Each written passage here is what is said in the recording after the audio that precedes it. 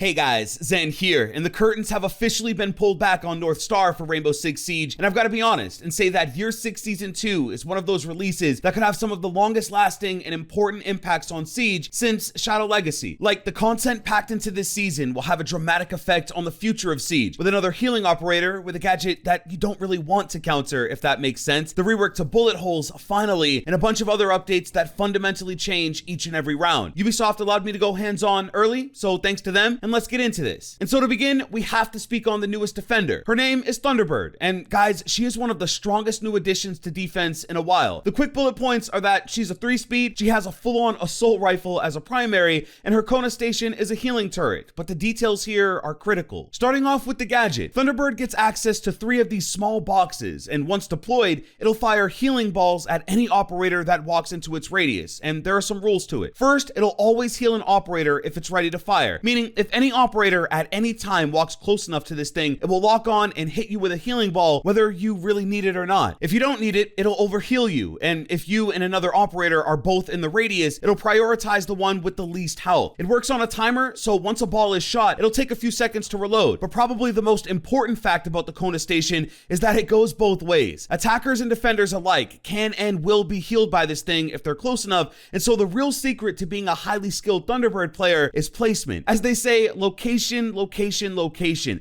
And I don't think there's anything more important than where you actually place this thing. At first, I thought to put it in high traffic areas. That way, you're always healing and keeping defenders topped up. But you learn quickly that you're always overhealing those who don't need it. And when an operator comes by that does need it, it's on cooldown. So then it was about putting it in dedicated spots that are out of the way. But there's some risk there, because maybe that's super far away from a roamer returning to site, or worse, the perfect place for an attacker to hold out and get some extra juice before making a push. And so ultimately, I think it's about being mobile. Thunderbird can always pick these gadgets up and relocate them. And so if you know that attackers are pushing in from a certain direction, it might be worth it to go and move your stations so that you don't inadvertently help them out. Honestly, it's also a great way to roam, because if you've got a couple roamers out there, you can always agree on a neutral meeting spot and heal up before you head back out after some damage. I think the best way to think about it is to not marry the station to the first place you drop it. Instead, be prepared to move them around to suit the flow of the round and keep only defenders healthy. Now, as an attacker, my question is it really advantageous to take this thing out? On the one hand, yes, especially if you know you'll never get to it. But if a plant goes down and you have one nearby, it might be best to first take a boost and then shoot it out, because the benefits are all the same regardless of operator. There's also the fact that it will revive any down but not out operator, and again, it doesn't discriminate. What I like is that it gives you full control over the revive, so if you do go down and you're already close to a Kona station, you can choose to slide out of the way first and then manually pick yourself back up. So for me, I absolutely love this gadget. I think it's smart, well designed, and has balance built directly into its mechanics, which is when Rainbow Six Siege is at its best. Now, as for what's left with Thunderbird, she's super solid. She has access to the Spear 308, which is a full-on assault rifle and packs a serious punch, but she gets it with NATO sights, and so if you're not a fan of the Russian optics, you're in luck. Now, given she is a healer and that she is going to be busy with the Kona stations, I think it's a good fit. There's also the Spaz 15 from Favela if you love shotguns, and as a secondary, she has the Bearing 9, and look, for me, this is probably one of the worst secondary SMGs, but she also has a pistol if you'd rather that. She's 3-speed and wraps it up with a C4 and impacts, and so Thunderbird is honestly very well equipped. There really is no downside, and I think at launch, like in her current state, she's a more consistent healer than Doc, with arguably a stronger primary weapon and the speed to roam. And so if you're curious if Thunderbird is worth it over Doc,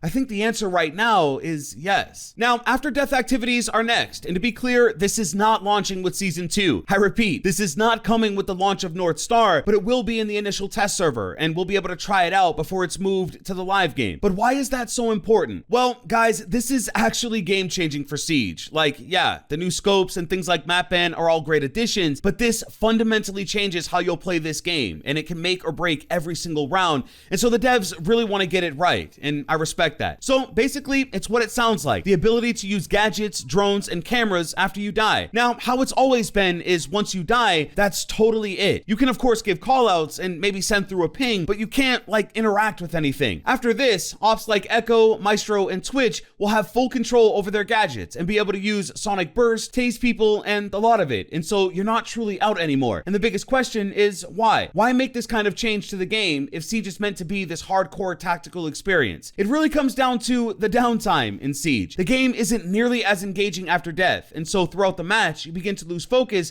because outside of callouts, you don't really have a task. The after death activities are a way to really liven up the experience and keep players engaged, which is part of this new generation of Siege. It's kind of scary to think of an attacker cruising their drone past you on a roam. You take them out because they didn't check your hiding spot, but as you run off, you forget about the drone, and that same attacker comes back to haunt you and stalks you with the phantom drone that you completely forgot about. That same drone could lead to your death, and it's a story you'll see time and time again after this. Something new they talked about is that drones being controlled by a dead player will have antennas sticking out of them so that it's clear you're dealing with a dead guy's drone. A lot of you guys have asked about my thoughts ever since it was revealed, and personally, I like what it wants to accomplish in Siege. If you're someone who watches Siege, it makes it more entertaining. If you're someone playing Siege, it keeps you in the fight, and it also changes things for those who develop Siege, because you have to account for the fact that people can always use their gadgets if they're left up. Again, not live with North Star just yet, but I highly recommend everyone leave their honest feedback about this update because it'll change your experience forever. Now, moving on to the aesthetic, and after Season 2, this is where a lot of change is happening. First off, bullet holes are no longer the most frustrating element of the destruction because they've gone in and removed the ability to see through a single bullet hole. Guys, there is nothing more rage-inducing than to spend 2 minutes droning out an entire floor only to hop in and get one tap by a guy laying down somewhere looking through a single bullet hole. It is an absolutely menacing tactic, and so Ubisoft have gone in and made it so that you'll need to have a cluster of bullet holes before you can see through them, and they'll also be bigger in size, so you can tell that they even exist. You may have only experienced this in higher ranks, but I'm super glad it'll be a thing of the past. Another change is that after you die, there's a better kill cam, and instead of your body just laying there, a translucent operator icon will pop up where you were taken out. It's not the most realistic change, but they're doing it for the competitive integrity of the game and to keep things more fair, so no more hiding in dead bodies. A couple quality of life changes that will make the information easier on the eyes and a little less jarring. Next up is honestly the perfect change to Rook that I'm surprised took this long to realize how wonderful it is, but also a major nerf to Maestro and Mira. So now when you go to place your Rook armor, the whole gadget deployment doesn't finish until Rook actually puts his armor on. So basically, Rook putting his armor on is a part of deploying the vest, which means that Rook will never ever be without his own armor, because what a shame that is. And now shattered glass is a thing in this game, and so basically with either an evil eye or a black mirror, if really anyone melees the glass, it shatters and makes it impossible to see through. Just one melee hit will shatter the glass, and it will force, say, Maestro to open up his turret to see through it, or with Mira, she's kind of out of luck because she either drops the glass or abandons the setup because it's just completely useless. This is a very big nerf, like to Maestro especially, because now any attacker can at least put a huge dent in his utility with shattering the glass and making intel almost impossible. Mira will be a little more tricky because it's more about getting close enough to actually melee the glass, and in certain spots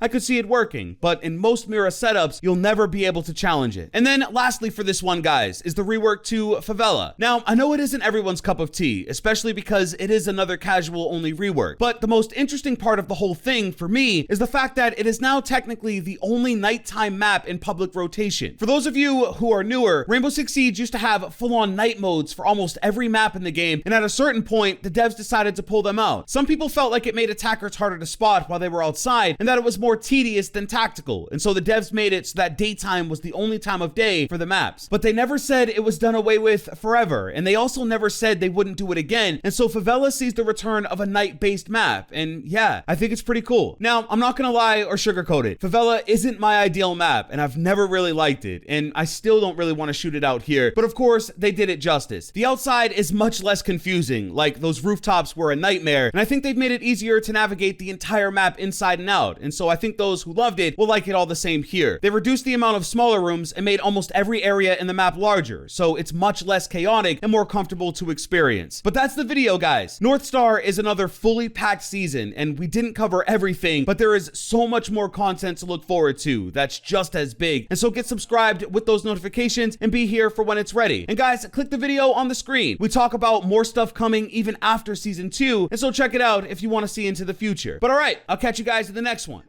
I'm out.